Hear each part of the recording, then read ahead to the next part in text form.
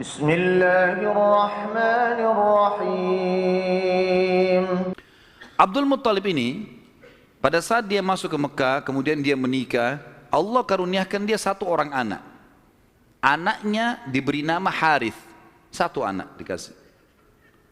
Waktu Harith sudah mulai bujang, mencapai umur sekitar 17 tahun, Abdul Muttalib ini Syaibah mimpi malam-malam. Dia mendengar suara dalam mimpinya, ihfirit tiba. Maksudnya galilah tiba. Tiba itu sesuatu yang baik. Lalu dia bertanya, mat tiba? Apa itu tiba? Hilang suara itu. Hari kedua dia mimpi lagi. Dengar lagi suara, ihfiril barrah. Galilah sesuatu yang baik, yang bermanfaat. Dia tanya, mal barrah? Apa itu barrah? Yang baik itu apa? Hilang lagi suara itu. Hari ketiga dia mimpi lagi, ihfiril madmunah. Gali sesuatu yang terjamin. Dia tanya, mal madmunah? Apa itu madmunah? Hilang lagi. Hari keempat baru dia mimpi dan dia dengar, ihfiriz zamzam. Galilah zamzam itu. Zamzam ini di zaman itu cuma seperti sebuah histori lama, kenangan. 500 tahun tidak ada sumur Zamzam, hilang. Jadi selama Khuza'ah berkuasa teman-teman sekalian di Mekah, mereka selalu mendatangkan air dari luar. Beli mahal dari luar Mekah, sumur-sumur di luar Mekah. Abdul Muttalib ini pernah dengar kalimat Zamzam. Penasaran dia. Terus dia tanya, dalam mimpi dia tanya, Mas Zamzam, apa itu Zamzam? Lalu keluarlah suara itu mengatakan, dan dia dengar pada saat itu ya, kalau dalam buku-buku sejarah disebutkan, la tanzifu abada, sesuatu yang tidak akan pernah rusak, wala tarum, juga ya, sesuatu yang selalu bersih dan tidak akan pernah rusak. Taskil hajijal a'zam, engkau akan memberikan dengannya air para jemaah haji. Dikatakan wahia bainar rafthi wad dam. Tempatnya air Zamzam itu berada di antara rafath. Rafath itu bisa berarti busanya darah atau memang darah yang bercampur busa yang bercampur dengan darah atau memang busa air biasanya. Jadi dikatakan sini ciri-cirinya adalah tempat Zamzam itu ada darah yang bercampur dengan rafath dengan busa kemudian bercampur sama tanah. Lalu dikatakan lagi dalam mimpinya, inda naqratil gurabil a'sam, di bawah patokannya burung gagak yang memiliki warna keputih-putihan. Inda qaryatin naml, di atas atau di sekitar sarang semut. Seperti itu dalam mimpinya. Maka Abdul Muttalib bangun pagi-pagi, penasaran dia dengan mimpi ini. Dan dia tahu mimpi ini gak mungkin main-main. 3 hari, 4 hari berturut-turut, kemudian dia disuruh gali, dia bawa cangkulnya, datang di sekitar Ka'bah. Dia cuma tebak saja kemungkinan dekat Ka'bah nih, karena tidak ada tempat yang lebih agung di Mekah daripada Ka'bah. Dia datang dekat Ka'bah.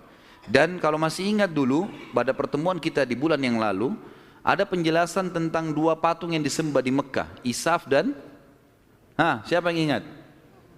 Kalau lupa saya nggak datang lagi Balikpapan. Isaf dan Nailah. Isaf kan nama laki-laki, Nailah nama perempuan. Yang dulu mereka saling suka, akhirnya mereka berzina depan Ka'bah dan dikutuk menjadi patung. Kan dulu waktu sebelum Amr bin Luhai datang ke Mekah, patung Isaf ditaruh di Gunung Safa, patung Nailah ditaruh di Gunung Marwah untuk peringatan bagi orang-orang. Nih, hati-hati kalau berzina depan Ka'bah dikutuk begini nih, gitu. Tapi oleh Amr bin Luhai yang membawa patung masuk ke Jazirah Arab, dia angkat patung Isaf dan Nailah dipindahin dekat Ka'bah, disuruh orang Mekah sembah. Tapi orang sudah lupa sejarahnya karena kejadian Isaf dan Nailah dikutuk ini jauh sebelum Amr bin Luhai. Ringkas cerita, di depan Ka'bah antara Hajar Aswad dengan Hijr Ismail itu ada patung Isaf dan Nailah. Ada satu suku Arab teman-teman sekalian datang ke situ antara Isaf dan Nailah nyembeli sapi. Tiba-tiba Pada saat Abdul Muttalib lagi duduk, lagi memperhatikan ke arah Ka'bah, di antara Isaf dan Na'ilah, kemudian ada orang nyembeli sapi. Waktu disembeli, darahnya ngucur. Darah itu berbusa. Dan karena dia ngucur, jalan sampai berada di sekitar Isaf dan Na'ilah. Dia kurang lebih jangan dibayangkan ini Ka'bah, ini Hajar Aswad dan ini Hijr Ismail. Isaf dan Na'ilah itu ditaruh cukup jauh ya, agak berjarak antara antara Hajar Aswad jauh ke belakang dengan Hijr Ismail juga jauh. Jadi di kiri kanan ya. Tempat itu sangat luas. Jadi jangan difahami tadi ini misalnya Ka'bah kemudian di sini posisinya, tapi agak jauh di kiri kanan. Maka pada saat itu darah ini ngucur dari patung Isaf itu menuju ke tempat di tengah-tengah di situ. Pada saat itu di tengah-tengah. HP-nya siapa nih? Pada saat itu patungnya, darahnya ngalir, kemudian darah itu ngalir menuju ke tengah-tengah antara Isaf dan Na'ilah ini, dan ada seperti tempat agak turun di lembah Mekah, kan waktu itu masih pasir, lalu darah itu berkumpul di situ. Jadi akhirnya darah sama pasir bercampur. Abdul Muttalib lihat ini isyarat pertama nih. Mimpinya kan tadi darah yang mengalir berbusa yang bercampur dengan tanah, gitu kan. Lalu kemudian dia dekatin tempat itu, darah yang berkumpul itu. Dia temukan tiba-tiba ada burung gagak yang berwarna hitam. Burung gagak biasanya warna hitam ya. Tapi kalau ada burung gagak yang di bagian sayapnya itu ada beberapa bulu warna putih, namanya a'sam dalam bahasa Arab, Ghurabil a'sam. Maka dia lihat ada burung gagak. Burung gagak ini mengepakin sayapnya dan mematuk-matuk di atas sekitar darah itu. Dia lihat isyarat yang kedua. Isyarat yang ketiga adalah di situ ada sarangnya semut. Dia lihat ke dekat kakinya, ternyata ada beberapa ekor semut yang menggigit kakinya dia. Dia melihat ada lubang di situ. Maka dia bilang kepada anaknya Harith, saya mau menggali di sini. Siapapun jangan mengganggu saya. Maka dia angkat cangkulnya. Tapi kita jangan lupa ini depan Ka'bah. Orang-orang lagi banyak tawaf waktu itu, walaupun banyak berhala. Dia angkat cangkul, orang jadi bahan perhatian. Tokoh-tokoh Quraisy pada datang semua. Lalu tokoh-tokoh Quraisy mengatakan, hai Abdul Muttalib, apa yang kau lakukan? Kata Abdul Muttalib kepada Harith, singkirkan mereka dari saya, sibukkan. Jangan sampai mereka dekatin saya. Terus saja Harith menyibukkan orang-orang Quraisy dan Abdul Muttalib terus saja mencangkul sampai ujung cangkulnya menyentuh bibirnya sumur itu. Sumur Zamzam. Dan dengan kuasa Allah, airnya muncrat keluar. Pada saat airnya muncrat keluar, Abdul Muttalib mengatakan Allahu Akbar. Karena memang mereka menggunakan bahasa Arab dan kalimat Allahu Akbar itu sudah biasa mereka ucapkan, gitu kan?